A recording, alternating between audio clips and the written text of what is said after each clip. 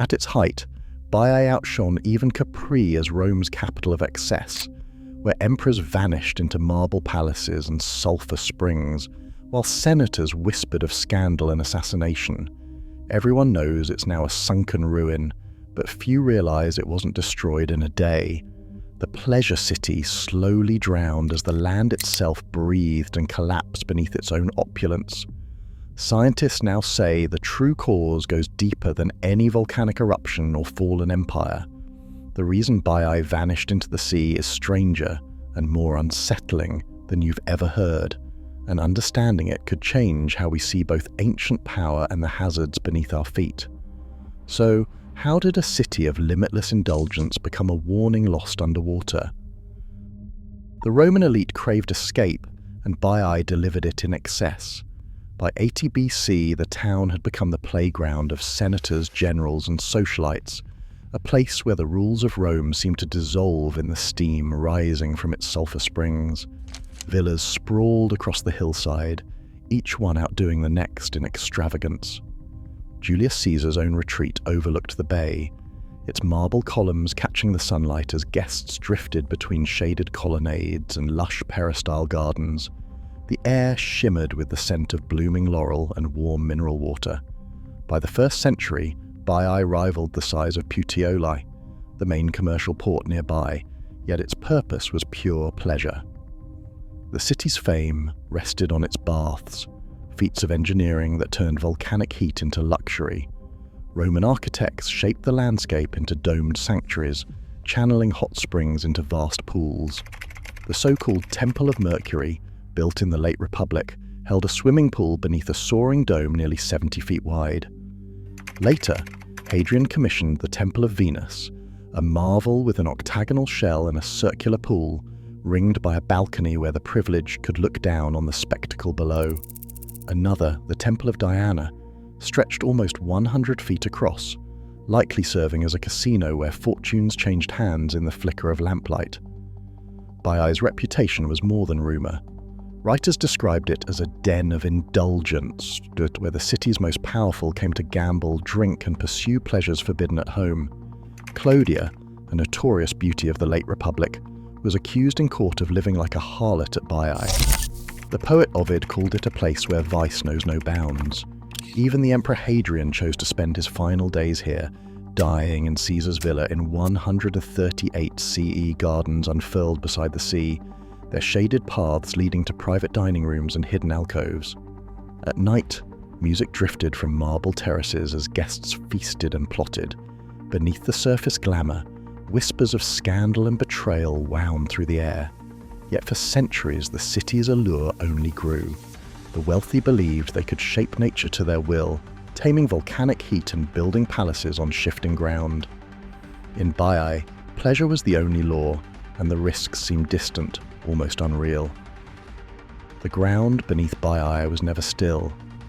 Instead of the sudden violence that destroyed Pompeii, Baiae's fate played out over centuries, as the Earth's crust rose and fell in slow, silent waves.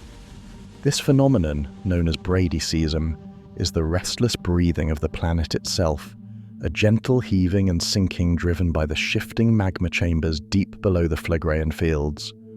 The city's foundations, built on the rim of an ancient volcanic crater, were caught in this endless motion. Archaeologists studying the submerged ruins have traced the timeline of Baiae's descent. What began as a subtle lowering of the shoreline in the 3rd and 4th centuries grew more pronounced over time. By the early Middle Ages, entire villas and marble promenades were slipping beneath the rising tide. Today, the remains of Baiae rest about 5 meters below the surface of the bay, sealed in a twilight world of sand and water. Physical evidence of this slow-motion disaster is written into the stones themselves. On columns once towering above the surf, bands of marine life, oyster shells, and the borings of lithophaga mollusks form a biological ledger, each layer recording a new low point in the city's long descent. These biofouling marks, found at depths of 4 to 6 meters, match the estimates from modern geophysical models and core samples, confirming a net subsidence of nearly 7 meters since the city's heyday. Dr. Alessandra Rossi, an underwater archaeologist with the Campi Phlegraean Archaeological Park, has spent years mapping the stratigraphic layers of the sunken city. Her team's recent dives have revealed mosaics and marble flooring preserved beneath layers of silt, as well as ancient road layouts and stone pillars that now serve as artificial reefs. Each discovery adds to the record of how Baiae's grandeur was slowly claimed by the sea, not in a single catastrophic event, but through the patient, relentless movement of the earth itself. The ruins below the surface are more than relics. They are a testament to the city's final chapter, frozen in the moment when luxury and ambition gave way to the unstoppable force of geology. The next step is to follow Dr. Rossi and her team beneath the waves, where the secrets of Rome's lost city wait in the blue shadows. Inside a small laboratory near Naples, Professor Lucia Silva lifts a fragment of ancient mortar from a tray of seawater. The sample, recovered from Baiae's submerged ruins, looks unremarkable, grey, pitted, flecked with sand. Yet under the microscope its secret becomes clear. Needle-thin crystals, barely visible to the naked eye, branch through the stone like frost on glass. These are calcium silicate hydrates, the same mineral fibers that give Roman concrete its legendary strength. When tiny cracks form, new crystals grow, sealing the gaps and locking out water. It is a natural version of self-healing, chemistry born from volcanic ash and seawater. The Romans called this magic ingredient pozzolana, a powdery ash collected from the Phlegraean Fields. Mixed with lime and broken stone, it's set underwater and hardened over time. Modern scientists have tested samples from Baiae and found that, unlike modern Portland cement, the Roman mix actually gets tougher as decades pass.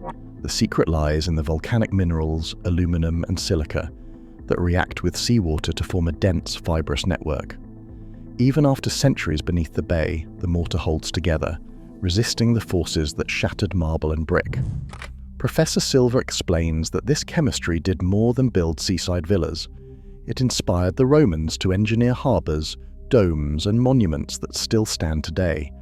The Pantheon's unreinforced dome, the world's largest for nearly 2,000 years, owes its survival to the lessons learned from volcanic ash. Ironically, the same geology that tempted Rome's elite to Baiae gave them the tools to defy nature, at least for a while. But the cap of self-healing rock beneath the city would soon prove to be as much a hazard as a marvel.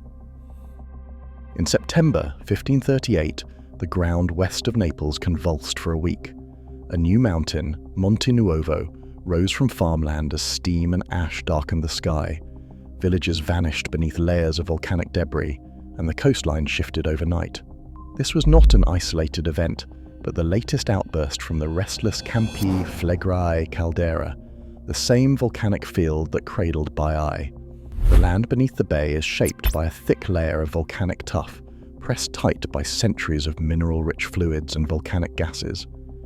This cap, though tough, is riddled with fractures and vents. When pressure builds below, the earth breathes in slow, dangerous rhythms. Sometimes the ground sinks, swallowing cities. Sometimes it surges upward, as it did in 1538, reshaping the landscape in days. Dr. Matteo Moretti, a volcanologist at the Osservatorio Vesuviano, tracks the pulse of this sleeping giant. His team monitors ground movement in Pozzuoli with GPS and satellite radar. Since 2005, the land has been rising again, at first a few millimeters per year, and now several centimeters. In the last decade alone, Pozzuoli has lifted by more than 30 centimeters, and the pace is accelerating. Seismic swarms rattle the caldera, and gas emissions spike at fumaroles. The same forces that once entombed Baiae are gathering strength beneath the modern city. Pressure builds, then slips through cracks, never fully released. The past is not ancient history here.